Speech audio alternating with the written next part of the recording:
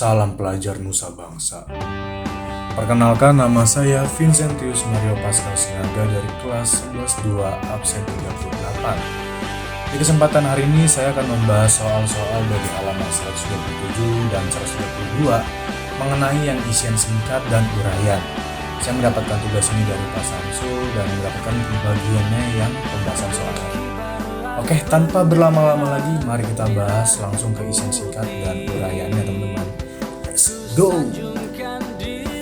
Oke, jadi yang soal pertama itu adalah penulisan naskah proklamasi berlangsung di jadi untuk penulisan naskah proklamasi pertama kali berlangsung itu tuh di ruang makan rumah Laksamana Tadashi Maeda di Jalan Imam Bonjol nomor 1 Jakarta. Tempat ini dipilih karena Maeda memberikan jaminan keamanan bagi para tokoh Indonesia dari gangguan militer Angkatan Darat Jepang. Jadi biar nggak diganggu sama sekali sama para penjajah dari Jepang gitu. Nah, lanjut ke soal nomor 2, yaitu hasil keputusan rapat kelompok pemuda tanggal 15 Agustus 1945 malam di gedung lembaga bakteriologi di bawah pimpinan Chairul Saleh adalah, jadi jawabannya itu adalah keputusan untuk mendesak Soekarno dan Hatta segera memproklamasikan kemerdekaan saat itu juga. Karena mereka yakin Jepang sudah kalah total dan Indonesia harus memanfaatkan faktor kekuasaan tersebut. Jadi biar kategorinya itu si Indonesia ini lebih gampang lah buat merdeka gitu. Dan sudah biar langsung disuarakan ke berbagai macam daerah gitu biar mereka kalau Indonesia ini merdeka gitu. Oke, lanjut ke soal isian 3. Peristiwa penting yang terjadi tanggal 16 Agustus 1945 dalam perjuangan kemerdekaan Indonesia adalah peristiwa Rengas Dengklok. Ini adalah aksi nekat para pemuda yang menculik Soekarno dan Hatta ke Karawang untuk menjauhkan mereka dari pengaruh Jepang dan memastikan proklamasi segera dilakukan. Jadi sebelumnya itu kita tarik ulur lagi, kalau Soekarno itu sama Bung Hatta sempat dipengaruhi oleh Jepang gitulah, karena biar mereka tuh nggak makan isu-isu apa lagi dan tetap fokus di proklamasinya. Yang soal keempat adalah kami bangsa Indonesia dengan ini menyatakan kemerdekaan Indonesia adalah hasil pemikiran dari, ya betul banget, Mr. Ahmad Subarjo. Kalimat pertama ini merupakan bagian pernyataan yang bersifat makro atau umum mengenai kemerdekaan, sementara kalimat kedua yang bersifat teknis disusun oleh Muhammad Hatta. Lanjut ke soal nomor 5, isian singkat. Tokoh yang mengusulkan bahwa sebaiknya naskah proklamasi ditandatangani Soekarno-Hatta atas nama bangsa Indonesia adalah Soekarni. Ya, beliau mengusulkan hal ini untuk menghindari perdebatan panjang mengenai siapa saja yang harus tanda tangan dan untuk menegaskan bahwa Soekarno dan Muhammad Hatta adalah pemimpin sah bangsa Indonesia. Jadi kayak presiden dan wakil presidennya gitu. Oke, masuk ke uraiannya sendiri. Uraian yang nomor 1 itu adalah setelah bermusyawarah, akhirnya rumah IR Soekarno dipilih sebagai tempat membaca naskah proklamasi pertama kali. Oke, di sini disuruh menjelaskan secara singkat alasan pemilihan rumah tersebut. Jadi awalnya proklamasi itu akan dilakukan di lapangan Ikada agar bisa disaksikan massa luas. Namun karena informasi sudah bocor kemana-mana, tentara Jepang melakukan penjagaan super ketat gitu dengan senjata yang lengkap di sananya. Untuk menghindari pertumpahan darah yang sia-sia atau biar nggak ditembakin lah gitu bahasanya, di hari bersejarah diputuskanlah lokasi dialihkan ke kediaman Soekarno di Pegangsaan Timur nomor 56 Jakarta karena dianggap lebih terkendali dan lebih sakral. Lanjut ke soal yang nomor 2, uraian, yaitu jelaskan alasan pencantuman kata-kata penandatanganan naskah proklamasi yang dilakukan oleh Soekarno dan Muhammad Hatta atas nama bangsa Indonesia. Oke, jadi pencantuman frasa atas nama bangsa Indonesia sendiri itu adalah langkah diplomatis yang jenius. Ini menegaskan bahwa kemerdekaan Indonesia bukan sekedar kemauan segelintir elit atau hadiah dari badan buatan Jepang, yaitu PPKI, melainkan representasi kehendak seluruh rakyat dari Sabang sampai Merauke yang diwakili oleh dua tokoh nasional tersebut, yaitu Soekarno dan Muhammad Hatta. Lanjut ke soal nomor 3, yaitu apa yang melatar belakangi peristiwa Rengas Dengklok. Oke, jadi latar belakangnya itu adalah kebuntuan komunikasi dan perbedaan persepsi antara golongan muda yang impulsif dan progresif dengan golongan yang lebih tua yang lebih prosedural dan diplomatis lah gitu. Golongan muda tuh takut jika proklamasi dilakukan melalui PPKI. Dunia internasional akan menganggap Indonesia adalah negara boneka buatan Jepang. Oke, lanjut ke soal keempat. Apa alasan golongan tua dan golongan muda dalam peristiwa Rengas Dengklok? Jadi golongan muda ini berargumen bahwa kemerdekaan harus direbut sendiri dengan kekuatan bangsa agar memiliki harga diri yang tinggi. Sementara golongan tua berargumen bahwa proklamasi harus dipersiapkan dengan matang secara organisasi untuk mencegah terjadinya pembantaian massal oleh tentara Jepang yang saat itu masih memegang perintah untuk menjaga status quo bagi sekutu. Lanjut ke soal yang nomor 5. Bagaimana usaha Ahmad Subarjo untuk meyakinkan pihak pemuda agar Soekarno-Hatta dapat dibawa ke Jakarta? Jadi Ahmad Subarjo sendiri itu berperan sebagai penengah yang sangat karismatik. Beliau mempertaruhkan nyawanya dengan memberikan jaminan penuh kepada para pemuda di Rengas Dengklok bahwa teks proklamasi akan benar-benar dibacakan esok harinya di kediamannya Soekarno. Jadi keberanian dan ketulusan beliau inilah yang akhirnya melunakkan atau mencairkan kerasnya hati para pemuda yang keras kepala itu. Oke, kita bakal lanjut ke soal halaman yang 132 ya. Oke, jadi langsung aja kita ke isian singkatnya yang itu soal nomor 7. Oke, jadi pertanyaan adalah menambah produksi teh dan sutra karena dua bahan komunitas ini laku keras di pasaran dunia. Langkah-langkah restorasi Meiji di bidang yang pastinya langkah-langkah itu di ekonomi karena industri dan perdagangan internasional. Pokoknya itu ekonomi, industri dan perdagangan internasional lah gitu. Fokusnya adalah pada modernisasi sektor agraris menjadi komoditas ekspor untuk mendanai pembelian mesin-mesin industri dari barat.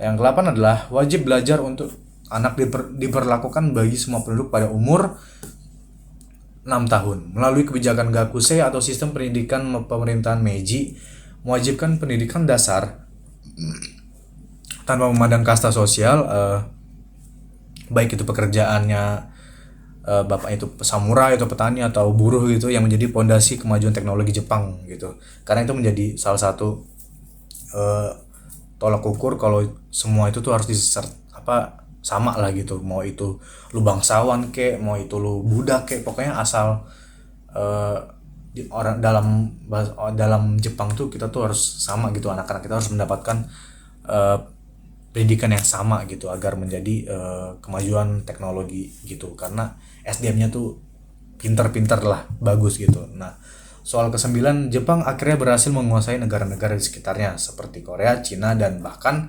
mampu mengalahkan salah satu negara barat pesaingnya, yaitu Kekaisaran Rusia atau zaman dulu bisa disebut sebagai Uni Soviet. Kemenangan Jepang dalam Perang Rusia-Jepang 1904 sampai 1905 sangat menggemparkan dunia. Karena untuk pertama kalinya dalam sejarah modern, bangsa Asia berhasil mengalahkan kekuatan besar bangsa Eropa.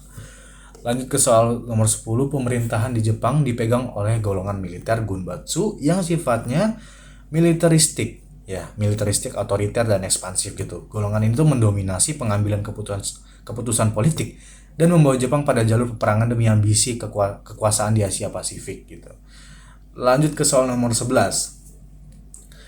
Kekuasaan pencerahan dan pemerintah waktu itu bertujuan menggabungkan kemajuan barat dengan nilainya tradisional ketimuran, adalah arti kata dari Wakon Yosai. Wakon Yosai. Ini adalah slogan yang berarti semangat Jepang, ilmu pengetahuan barat, sebuah prinsip di mana Jepang menyerap teknologi modern barat tanpa membuang identitas budaya dan tradisi asli mereka. Jadi kayak bahasa itu kayak ngekopi lah, tapi dengan tradisi asli, dengan budaya merekanya gitu. Oke, lanjut ke pembahasan uraian dari halaman 132. Yaitu yang pertama adalah uraikan langkah-langkah restorasi Meiji di bidang pendidikan. Oke, jadi langkah-langkahnya itu sangat komprehensif, meliputi penghapusan sistem pendidikan kasta, pengiriman ribuan mahasiswa ke Eropa dan Amerika untuk belajar sains, serta mengundang ahli barat ke Jepang.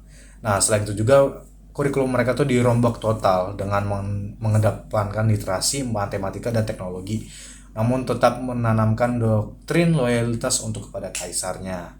Jadi walaupun kita udah menjelajah ke negeri A, negeri B, negeri C gitu kan, yang penting kita tuh tetap hormat lah gitu sama pendirinya si kaisarnya Jepang, karena tanpa mereka tuh tanpa mereka tuh kasta-kasta tuh pasti tetap sama gitu kayak zaman dulu. Makanya berkat si kaisar itu kasta-kasta tuh udah nggak ada gitu.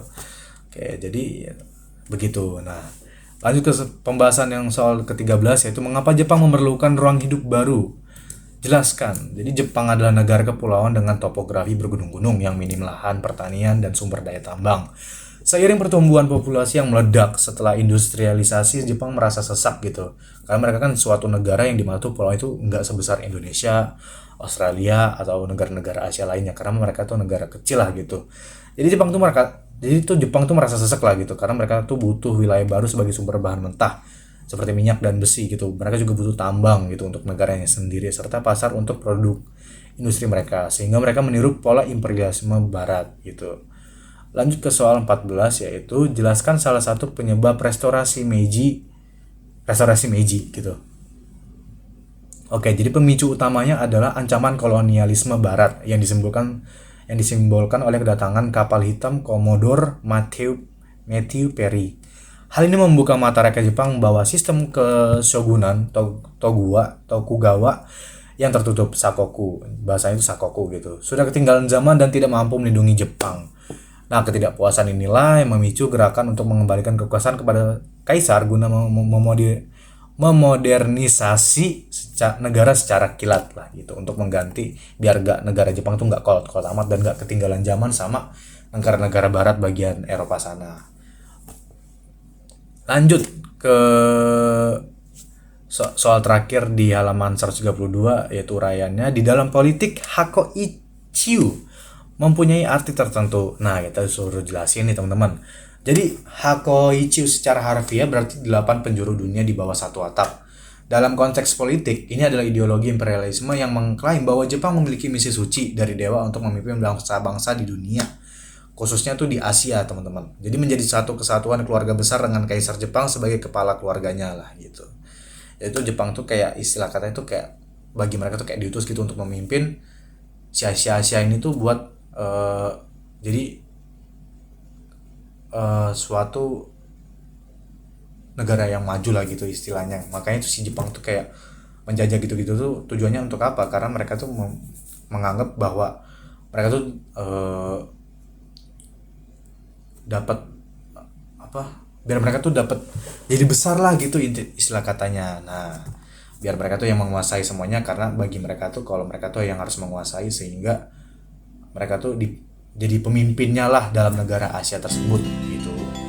Oke teman-teman, sekian pembahasan dari saya. Semoga teman-teman mengerti dan banyak menambah wawasan materi dari saya, dan mohon maaf apabila saya mendapatkan kekurangan dari baik tutur kata maupun materi teman-teman, mohon maaf sekali. Dan semoga dengan saya menjelaskan hal seperti ini dan kita juga sama-sama tahu bagaimana proklamasi kemerdekaan Indonesia pertama kali dan serta sejarah Jepang dan restorasinya si Meiji ini, atau sistem pendidikan lah gitu bahasanya.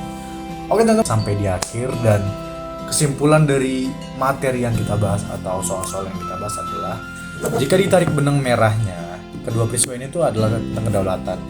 Jepang melalui restorasi Meiji melakukan modernisasi sebesar-besarnya agar tidak didikte atau dikalahkan oleh negara-negara barat yang sayangnya kemudian berubah menjadi ambisi Hakoichiu yang menjajah bangsa lain. Nah, sementara di sisi lainnya sendiri, Indonesia melalui drama proklamasi menunjukkan bahwa kemerdekaan adalah hasil dari negosiasi cerdas, ketegangan pemikiran antar generasi, dan keberanian mengambil risiko di tengah ketidakpastian global pasca Perang Dunia Kedua. Nah, segitu teman-teman peristiwa dari yang saya jelaskan, dan semoga teman-teman mengerti. Mohon maaf apabila ada kesalahan atau kurang materi yang saya sampaikan. Sekian dari saya, terima kasih, dadah.